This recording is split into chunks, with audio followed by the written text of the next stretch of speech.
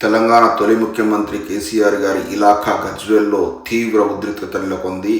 ఇక్కడ రైతన్నలకు యూరియా దొరక్కపోవడంతో ఒకవైపు వరి నాట్లు ముదిరిపోతూ పంట నాటేసినటువంటి పొలాలు కూడా యూరియా లేక ఎర్రగా మారుతుండడంతో విసిగిపోయినటువంటి రోజుల తరాన్ని గత 15 రోజుల నుంచి కూడా వెయిట్ చేసి ఎంతకు యూరియా దొరక్కపోవడంతో తీవ్ర ఆగ్రహం వ్యక్తం చేస్తూ ఫెర్టిలైజర్ షాప్ ముందు సీఎం డౌన్ అని అంటూ కాంగ్రెస్ పార్టీ ప్రభుత్వం మీద తీవ్రమైనటువంటి నిరసన వ్యక్తం చేస్తున్న ఈ ఉదంతాన్ని వీడియోలో మీరు చూడొచ్చు.